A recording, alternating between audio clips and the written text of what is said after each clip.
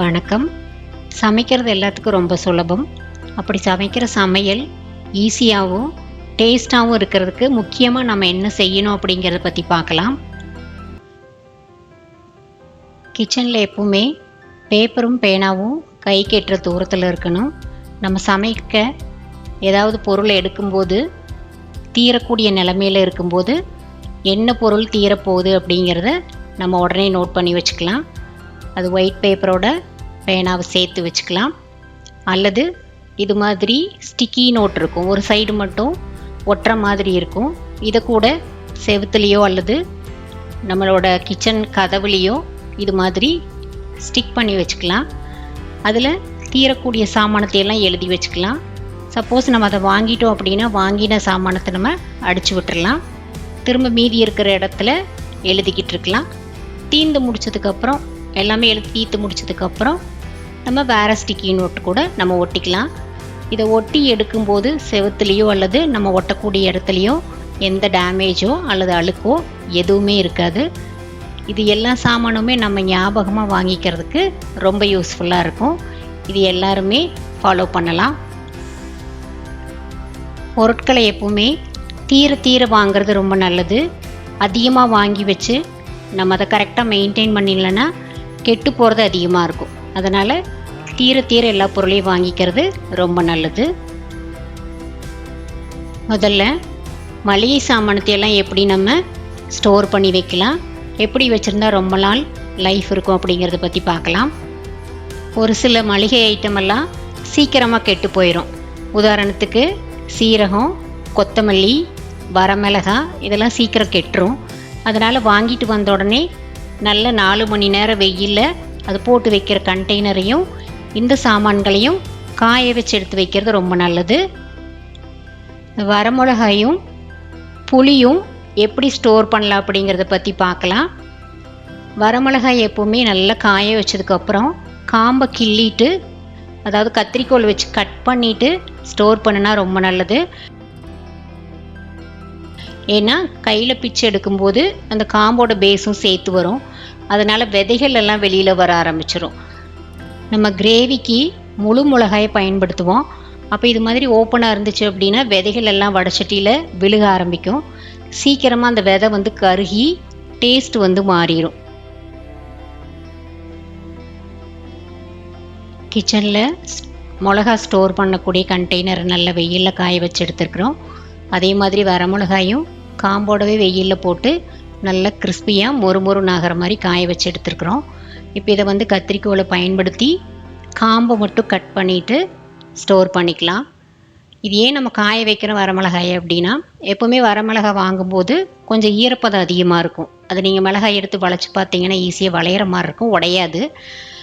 அது மாதிரி இருக்கிறப்ப என்ன ஆகும்னா, நம்ம ஒரு கண்டெய்னரில் போட்டு மூடி வைக்கும்போது உள்ளே ஃபங்கஸ் வர ஆரம்பிக்கும். அந்த மாதிரி பூசணம் பிடிக்கும்போது உள்ளே ஒரு புகை மாதிரி வரும். நம்ம மிளகாயை கட் பண்ணும்போது பார்த்தோன்னாக்கா ஒரு புகை மாதிரி வெளியில் வரும்.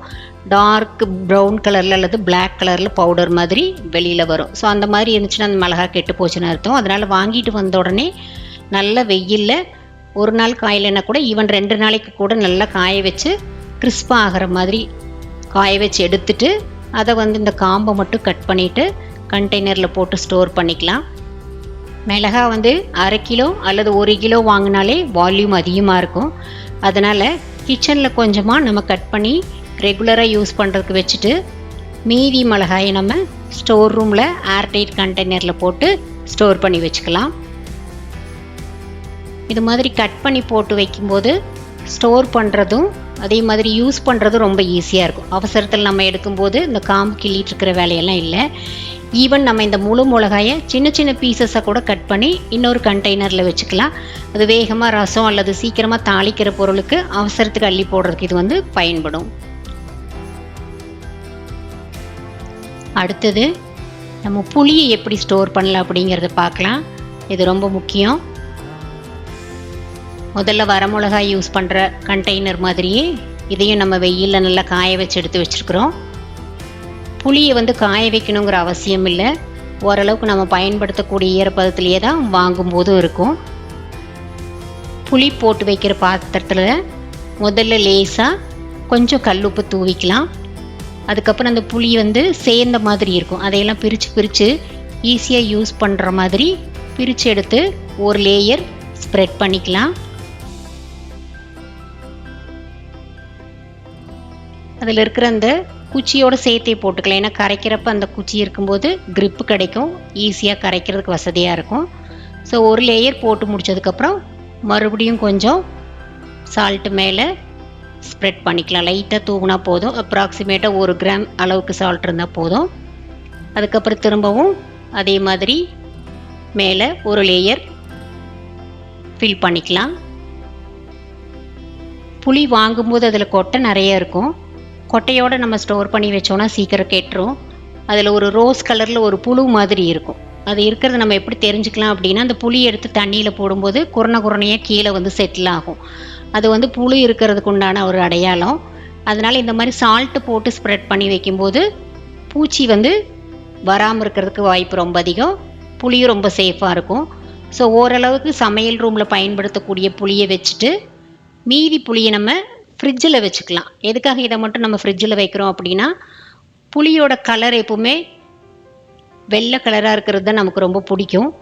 அதனால் நம்ம வெளியில் வச்சுருந்தோன்னா கொஞ்சம் நாள் ஆகும்போது கருப்பு கலராக மாறிடும். ஸோ அதை நம்ம அவாய்ட் பண்ணோம் அப்படின்னா, ஃப்ரிட்ஜில் வச்சிட்டோன்னா 1 வருஷத்துக்கு கூட புளி வந்து அதே கலரில் இருக்கும். அதனால் சாம்பாரெல்லாம் வைக்கும்போது சாம்பார் வந்து டார்க் கலராக மாறாமல் இருக்கும். அடுத்து வெள்ளை ரவை கெடாமல் இருக்கிறதுக்கு என்ன செய்யலாம் அப்படிங்கிறத பற்றி பார்க்கலாம். முதல்ல நல்ல கெட்டியான வடைச்சட்டியில் ஒரு 2 ஸ்பூன் நெய் விட்டு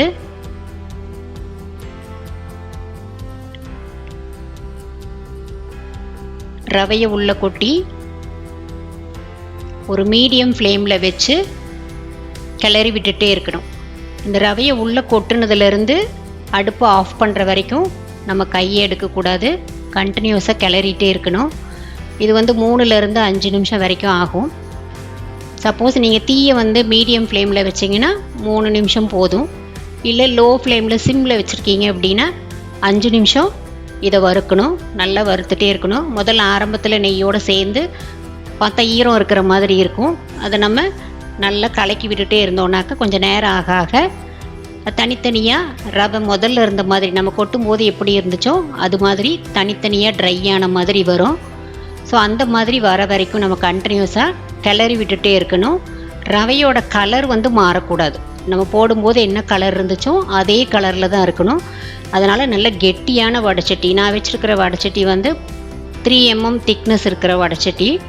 அதே மாதிரி கை விடாமல் கிளறிட்டே இருக்கணும். 1 நிமிஷம் கூட கேப்பே, 1 செகண்டு கூட கேப்பே விடக்கூடாது. கண்டினியூஸாக ரவை வந்து மூமெண்ட்லேயே இருக்கணும்.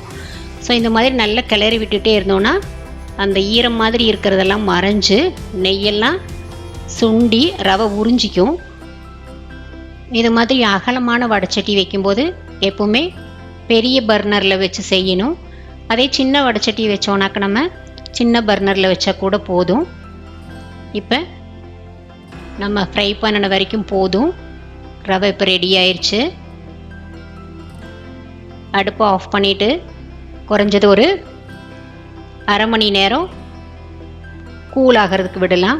அதுக்கப்புறம் ரவையை எடுத்து இதை மாதிரி சில்வர் மோரம் நம்ம வச்சுருப்போம் இல்லையா, அதில் ட்ரான்ஸ்ஃபர் பண்ணிவிட்டு நம்ம ஸ்டோர் பண்ணக்கூடிய கண்டெய்னரில் போட்டு வச்சுக்கலாம். எதுக்காக நம்ம முரத்தில் கொட்டுறோம் அப்படின்னா, உள்ளே ட்ரான்ஸ்ஃபர் பண்ணுறது கொஞ்சம் ஈஸியாக இருக்கும். ஏன்னா நான் வாய் வந்து அகலம் குறைவான கண்ணாடி பாட்டில் வச்சுருக்கேன். அதனால் இது மாதிரி முரத்தில் போட்டு பாட்டிலில் போடும்போது சீக்கிரமாகவும் சிந்தாமையும் போட்டுக்கலாம்.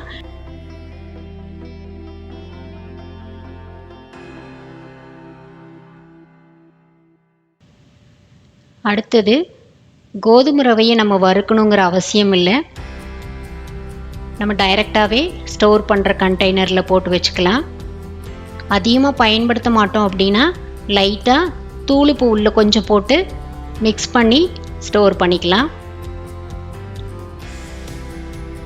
அடுத்தது இது மாதிரி ட்ரை பண்ணாத ஐட்டமெல்லாம் எப்படி ஸ்டோர் பண்ணலாம் அப்படிங்கிறத பார்க்கலாம். கண்டிப்பாக பருப்பு வகைகளை நம்ம வெயிலில் போட்டு காய வைக்கக்கூடாது. ஏன்னா காய வச்சோன்னா பருப்பு வந்து கெட்டியாயிரும். திரும்ப அது வேக வைக்கும்போது வேகிறதுக்கு ரொம்ப டைம் எடுக்கும். அதே மாதிரி இட்லிக்கு போடக்கூடிய குண்டு உளுந்தம் பருப்பை கண்டிப்பாக வெயிலில் போடக்கூடாது. பூச்சி வந்தாலும் வெயிலில் போடக்கூடாது. அப்படி போட்டோன்னா அது சுத்தமாக மாவே அதிகமாகாது. இது மாதிரி காய வைக்காத ஐட்டங்களை எப்படி நம்ம பாதுகாக்கலாம் அப்படின்னா, வாரத்துக்கு ஒரு முறை நம்ம ஸ்டோர் பண்ணி வச்சுருக்கக்கூடிய பாட்டில் எடுத்து நல்லா மிக்ஸ் பண்ணி வச்சுக்கலாம். ஏன்னா அது ரொம்ப நாள் ஒரே இடத்துல அப்படியே இருந்துச்சுன்னா வேகமாக பூச்சி பிடிக்க ஆரம்பிச்சிடும். அதனால் நம்ம ஸ்டோர் ரூமில் ஈவன் கிச்சனில் இருக்கக்கூடிய கண்டெய்னரில் இருக்கிற பொருட்களையெல்லாம் இது மாதிரி ஒரு டைம் 2 டைம் மிக்ஸ் பண்ணி திரும்ப அதே பிளேஸில் வச்சுக்கலாம். இதுக்கு அதிகபட்சம் ஒரு நாளைக்கு 5 நிமிஷம்தான் ஆகும். ஸோ வாரத்தில் ஒரு நாள் இது மாதிரி செய்யும்போது மேக்ஸிமம் 90% எந்த பொருளுமே நம்ம கெடாமல் பாதுகாப்பாக வச்சுக்க முடியும்.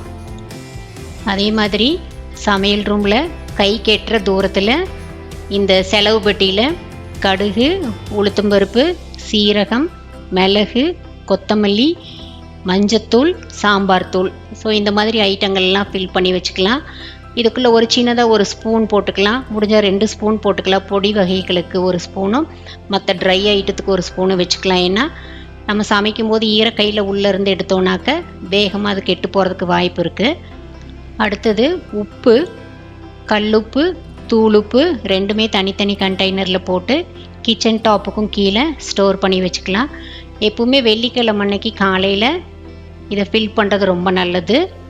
அதே மாதிரி இந்த கண்டெய்னர் மூடியே வச்சுருக்கணும். மழை காலத்துலலாம் திறந்துருந்துச்சு அப்படின்னா தண்ணி உள்ளே உறிஞ்சிக்கும். அதனால் என்ன ஆகும்னா உப்பெல்லாம் தண்ணி விட்ட மாதிரி ஆயிரும், தண்ணி மாதிரியே சம்டைம்ஸ் ஆயிரும். அதனால் எப்போவுமே இதை நம்ம மூடி வச்சுக்கணும். அடுத்தது சமையல் எண்ணெய். இது மாதிரி 2 கண்டெய்னரில் 2 விதமான எண்ணெய் நம்ம பயன்படுத்தலாம். கடலெண்ணெய், நல்லெண்ணெய், தேங்காய் எண்ணெய் எது வேணாலும் நம்ம யூஸ் பண்ணிக்கலாம். முக்கியமாக விளக்கெண்ணெய் நம்ம பயன்படுத்தணும். பருப்பு வேக வைக்கும்போது விளக்கெண்ணெய் ஒரு ஸ்பூன் நம்ம ஆட் பண்ணினோன்னா பருப்புலேருந்து வரக்கூடிய தண்ணி ரொம்ப திக்காக இருக்கும். விளக்கெண்ணெய் எப்போவுமே வாங்கிட்டு வந்ததுக்கப்புறம் ஒரு சில்வர் பாத்திரத்தில் ஊற்றி நல்லா கொதிக்க வச்சு ஆற வச்சு எடுத்து வச்சுக்கணும். ஏன்னா ஒரு சிலருக்கு அது டைரெக்டாக பயன்படுத்தும் போது வயிற்று வலி வர்றதுக்கு வாய்ப்பு இருக்குது. தேங்க்யூ.